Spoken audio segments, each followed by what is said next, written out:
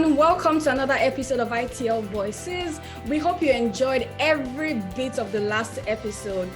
Wura Dasylva is here with us today to share our ITL story. Wura Dasylva has an active practice in corporate and commercial law. Our practice focuses on mergers and acquisitions, corporate reorganizations, corporate finance, bankruptcy, and insolvency. Wura joined the Regina office of Miller Thomson in 2017 as an articling student, and she was called to the Saskatchewan Bar in 2018. Wura obtained her law degree from the University of Ibadan in Nigeria in 2013, and she was called to the Nigerian Bar in 2014. Following her call to the Nigerian Bar, Wura practiced as a corporate commercial lawyer in a national law firm in Nigeria. So welcome to ITL Voices, Wura. Your profile is quite impressive. How are you doing today? I'm doing well, thank you very much. How about you? Oh, I'm doing fantastic. Thank you so much for asking. I would like you to introduce yourself. Can you tell our viewers a little bit about your licensing journey in Canada and, if possible, some of the challenges you also faced in the process? Well, okay. Thank you again. My name is Wura Dasylva. I am a business law partner at Miller Thomson, the Regina office. I joined Miller Thomson in 2017 as an articling student. I was originally called to the Nigerian Bar in 2014. So I was a lawyer before I moved to Canada. I moved primarily for studies. I obtained my master's in law degree from the University of Manitoba. That was in 2017. And then I started articling right afterwards.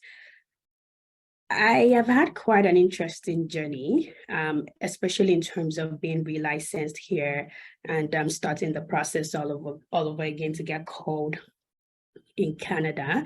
I think one of the things that really worked for me or that helped me was at the time I came here for school to get a master's degree. So it kind of made sense to just start the licensing process right away as well. So I started the process 8 years ago, 2015. So shortly after I started classes practically, because I had practiced law before then, and I didn't feel like I had I felt like it was law for me, like law is my career. So it basically just made sense for me to jump right into it the moment I got to Canada. I think you asked the difficulties or the challenges I experienced at the time. Yeah. I think at the time, 8 years ago, there were limited resources. For example, ITL Network was in here 8 years ago. I believe there's the Global Lawyers of Canada as well. And there are a couple of other platforms and resources right now, and law firms are more intentional about their commitment to diversity and inclusion, such that recruiting internationally trained lawyers kind of gets into that whole ballpark of being diverse and being inclusive and understanding the experiences of internationally trained lawyers. So at the time, the challenges I faced were quite unique, limited resources. I was also in a smaller legal community. So I moved to Saskatchewan because I have family here. My family was here at the time and was still here now. And so it made sense for me to just stay back here with my family at the time. The legal community in Saskatchewan is relatively smaller when you compare it to Ontario or even BC or other markets generally. And in Regina, it's even a much smaller legal community. So I do think that part of the challenges I faced at the time was because of the smallness of the legal community, not knowing people to connect with, not knowing how the system works, not knowing how the firms necessarily plan their recruitment around the College of Law calendar and all of that. Before articling, and this is with respect to articling, but before articling, part of the difficulties as well was understanding the open book concept. The open book exam, I found I had like years and years of education before coming here, and I'd never taken an open book exam until then. So that was also like pretty strange and more difficult because you have the time constraints and all of that. So and you have to write a lot that you know, and it's not about duplicating what you have in the book in front of you. Clearly not. It's about application, which is always what law exams are about, but just having the books in front of you, for me personally, that was another layer of stress as well. Overall, there were challenges at the time, but I think that the fact that we're having this conversation now means that those challenges were surmountable. Perfect. That's absolutely excellent. And I actually would like to say that our journey, well, so far, my journey has been quite similar with yours, because I came into Canada as an LLM student as well. And I realized that law was everything I had. So I decided to start the licensing process just like you. And I had to get used to the concept of the open book NCA exams. So I would like to ask, prior to moving to Canada, you had quite a successful career. What motivated your switch? And I know you mentioned education and maybe family, but then now that you're here, would you say that it has been worth it? It's been worth it. I'm grateful for the opportunities. I'm grateful for the experiences. I'm grateful that I have a home here. Like, I can genuinely say that I have a home here. I have a community. I have gained family members. I have gained friends. So it's been a very interesting journey generally. But what primarily motivated the move at the time? So I'm very academically driven. I didn't think I was going to obtain my PhD at age 30. That didn't happen. I didn't even get a PhD. But I am very academically driven, and I've always believed that education is a great tool. And so at the time, I mean, I just started out my career in Nigeria as well. I was in a national law firm at the time. I was absolutely loving every single piece of practice at the time, just getting into private practice and understanding how it works, and just enjoying the kind of work, the stress as well. I mean, I probably thrive on stress. I'm an adrenaline junkie that way. I do like good work, and I was getting all of that. But when the opportunity came for me to relocate, it was a fully funded scholarship. So money wasn't a challenge for me, which I'm truly grateful for, because not everybody has the same opportunity. It was at the time, it was also an opportunity to further in my education. And for somebody that's academically driven, of course, that's an impressive opportunity. So it was a combination of all the good things at the time. And so I had to sadly say goodbye. No, it wasn't a goodbye, it was a see you later to private practice. Right.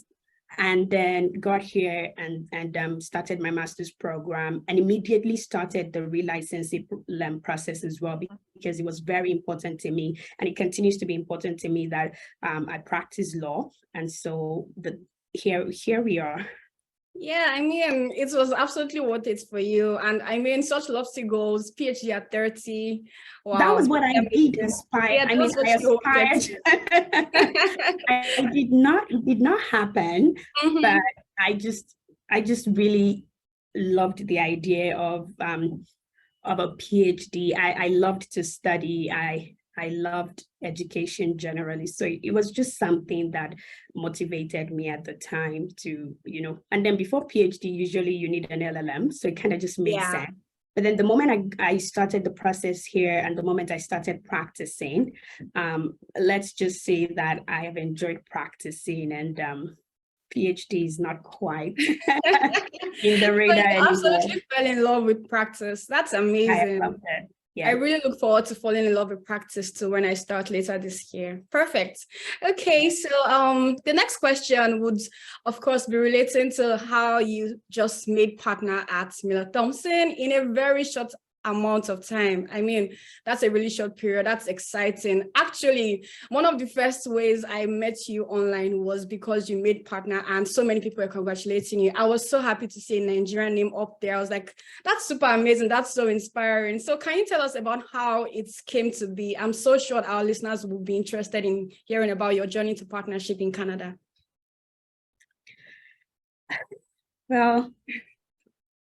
Well, you think it gets easier every time I talk about it, but it doesn't get easier. It's still something that I am absolutely grateful for. I'm actually quite in awe of my accomplishments and very grateful for how far I have come. You're very correct that I did make partner in a short amount of time. And I'm very grateful to Miller Thomson for that, because Miller Thomson did see my hard work, which is one thing. Hard work is absolutely one thing. It's very critical. In addition to that, I did have the right support. I have the right mentors. I have the sponsors, because your mentor is different from a sponsor, right? You need a mentor, but you also need a sponsor, somebody that can talk about you behind closed doors, somebody that can advocate for you. And I have been blessed with the best of mentors, some of whom also act as sponsors. But I will be very honest with you that it took a lot of hard work, a lot of very long hours. As you know, private practice is basically a lot of hard work by its very nature. But last year in particular, it felt like I had 2 years in one. Personally, that was how it felt, just because I got the right opportunities to work on beautiful, amazing, great, challenging files. I couldn't describe those enough. I worked on some cross-border transactions. I got the opportunity to collaborate with our Toronto office, and I got to work on some really interesting large files out there. The timing also worked for me because there were some departures at the firm locally that gave me the opportunity to take on more, to do more. So even as an associate, I had the privilege of leading files, particularly locally, Saskatchewan files or files that originate from here. I also had the opportunities to support the partners on the file, but also lead the file, and also work with the students and other junior associates. So as an associate, I was already operating at a level that the partners I was working with were happy to continue to work with me. And I treated the partners and other lawyers, I treated them, and I continue to treat them like they're my clients, right? When I do work for them, or when I do work with them, it's very important to me that I'm giving them very high quality work. That I'm asking the right questions, that the work is client ready, like the external client ready work. And so let's just say that all of the hard work did not go unnoticed. One thing that was very impressive about my firm as well was they did also acknowledge that I was called in Nigeria in 2014. And so I started having discussions with my mentors. I started to advocate for myself, to say, you see, I'm doing an incredibly good job. You're proud of me. You want to staff me on deals. You see, I'm checking all the boxes. Hint, hint, just a reminder that I was called to the Nigerian Bar in 2014. And so the default response to when did you become a lawyer should be 2014, right? Even though my default response for the longest time had been 2018 when I got called in Canada. But I also got the opportunity of connecting with another mentor, with another woman who became a very, very valid mentor of mine. She's in the Toronto office of the firm. Okay. And she started to remind me, sometimes you need somebody to remind you that, that you're a rock star, that you're incredible. So she started to remind me of my hard work and how I was checking all of the boxes, and how I should be in front of it more. I should own the fact that I was called in 2014. So I started to advocate for myself as well that way, to say, to remind anybody, if the conversation arose where I had to talk about my experience, even to firm, even to clients, to other lawyers internally, because it's such a big firm, right? And not everybody knows you. I started to put out my experience and my skill set and my background. I started to say that a lot more confidently.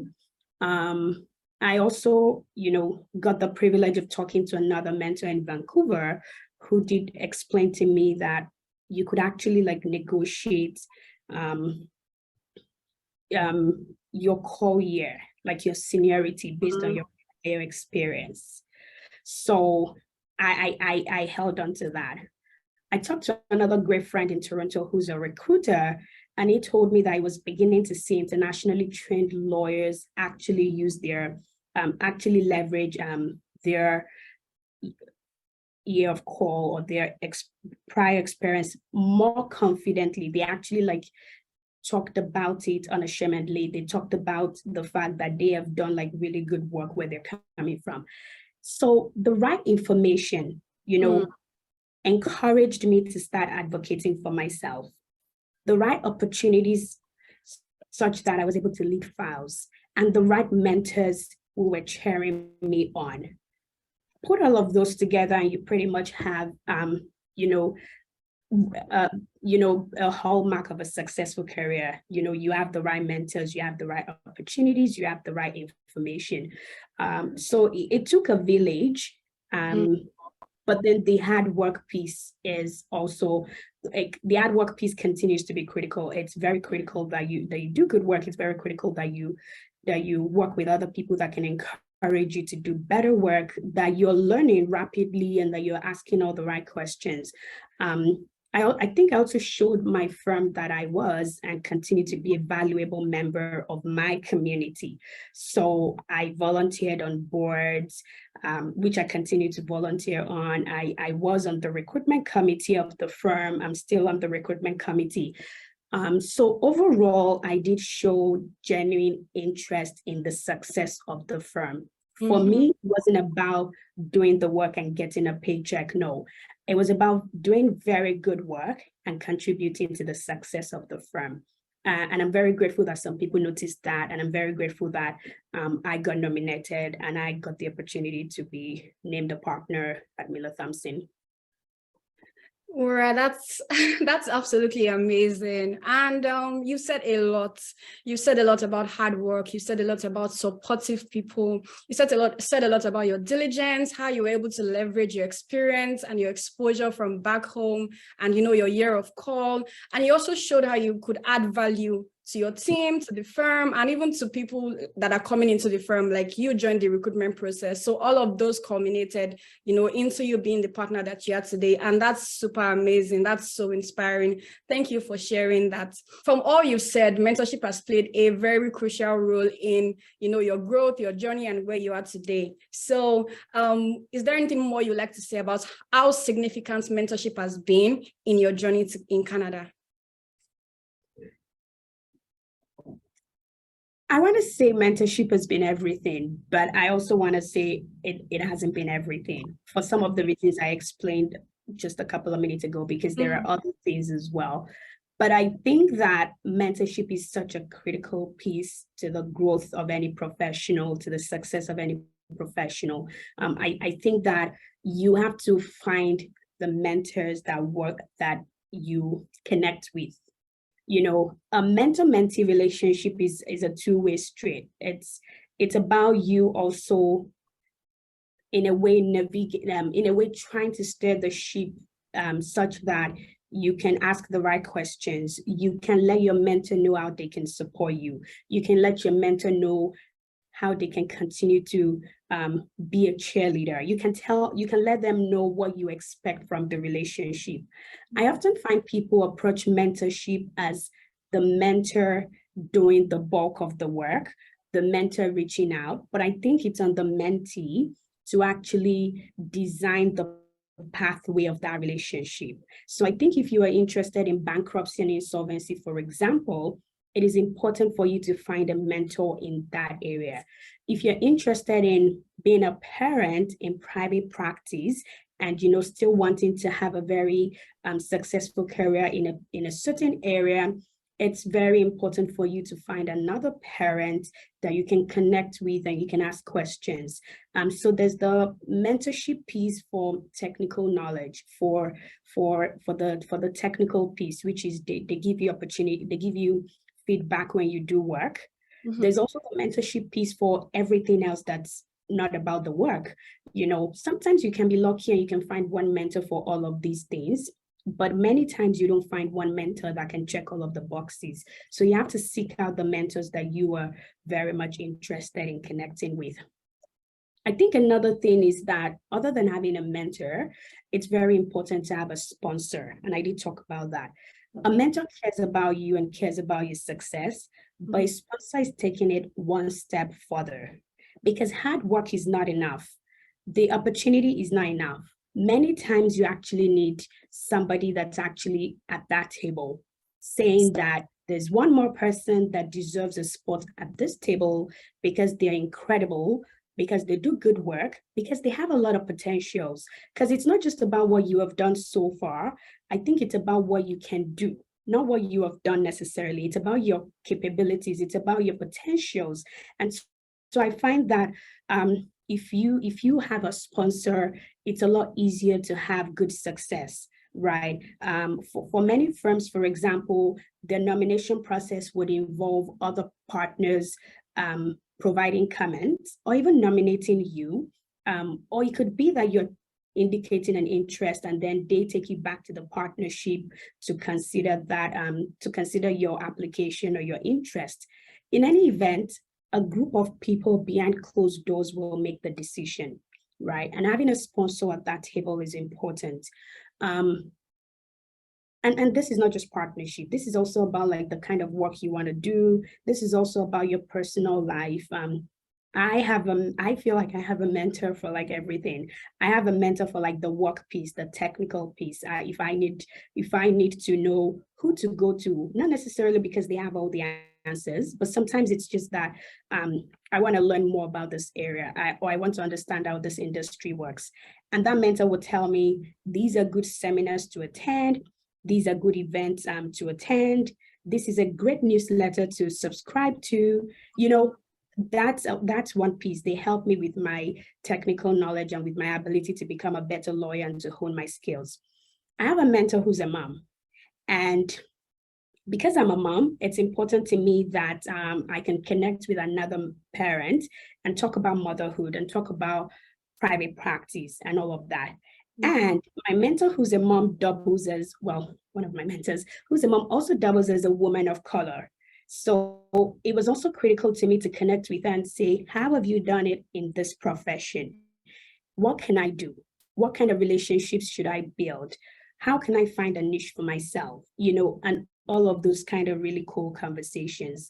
I have, I have mentors that, we're not in the same practice area, but they did knock on doors on my behalf because I did reach out and I said, I'd like to do more complicated M&A work. And I need somebody to help me make some connections, right? And this mentor actually emailed a couple of other partners and said, here is Wura, you should meet her. She's an absolute rock star. She's excellent. And I read it and I was moved to tears because she did more than I had asked for. I wanted an introduction. She made several introductions, but she didn't just say, hey, Wura, meet this person, meet John Doe. Hey, John Doe, meet Wura. She actually said a lot more about me. She said a lot more about my experience. And that ties back into the advocacy piece of advocating for yourself. She was advocating for me.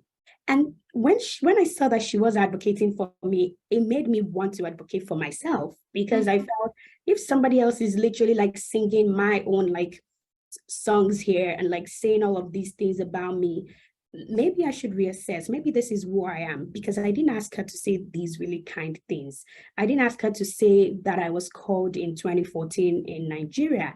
I didn't ask her to remind all of these other lawyers that Nigeria is a common law jurisdiction, and I did complicated and really good transaction, and I worked on mergers of financial institutions. And I, just by connecting with her over a couple of meetings, she did know what my skill set looked like. And she actually made those introductions. So I could talk on and on about mentorship and how critical it is in a profession like ours, but I have accomplished a lot more just by having good mentors in my corner. I feel greatly indebted to them, and I want to pay forward because I have benefited from having great mentors, and I just think in a profession like ours, mentorship is really critical. Wura, I absolutely agree with you. You've said a lot about mentorship, and then you've also highlighted the importance of mentees taking ownership. You took the step forward, you reached out to someone who in a space where you wanted to get more complex knowledge and experience. So you basically laid down a framework in every aspect of your life that you needed mentorship, and you went for it. And that's obviously and absolutely amazing. That's something I would like to do. We've come to the end of this. Do you have any final tips, or was there anything you would like to share with any internationally trained lawyer who will be listening to this and who has already started the process or is contemplating starting this process? Well, first, if you're listening to this, I want to thank you for taking the time to listen to this. I think what that means is that you're invested in your growth. And I think what that means is that you're seeking the right resources to be able to find the right opportunities. So that's very impressive. That's incredible. Keep doing that. Thank you for listening, and keep doing that. Don't be a stranger as well. If there are people that you think you admire, or that you've read about them and their profile is attractive, or you see yourself being in that position in a couple of years, you should reach out to them. And don't be disappointed if they do not respond. But if you reach out to a couple, I can almost guarantee you that you'll get a response. Maybe 1 out of 10 or 1 out of 5. It depends. It also depends on how you frame that. Sometimes some people will say hello and never come back. They'll just drop hello on LinkedIn. You have to you have to learn how to write good cold emails. So that if you sent a cold email or a cold note out on LinkedIn, it's more likely to be open and it's more likely to be read. And if the person responds, feel free to ask them for a virtual coffee chat. It could be 15 minutes, it could be 30 minutes. Acknowledge that they're busy, but that you like to just connect with them and ask a couple of questions. Have 3 or 4 questions ready to go when you meet with them. But don't get tired of connecting with people. Don't get tired of don't be discouraged if you do not hear a yes. I think it's a very interesting time. I'm incredibly proud of the growth that I see in the legal community when it comes to internationally trained lawyers occupying various spaces, in private practice, in public service, in-house positions. 8 years ago, I saw fewer people in those positions. Fast forward to now, I can see a lot more. And so the fact that you are in this environment at a moment like this means that you're at a time where you can take advantage of really, really incredible opportunities and resources. And I just want to encourage you to just keep putting your best foot forward, and everything would work out well. And trust the process. Trust that you're capable. One of the most difficult decisions that many of us have had to make was the decision of moving across continent or moving across countries to a new place.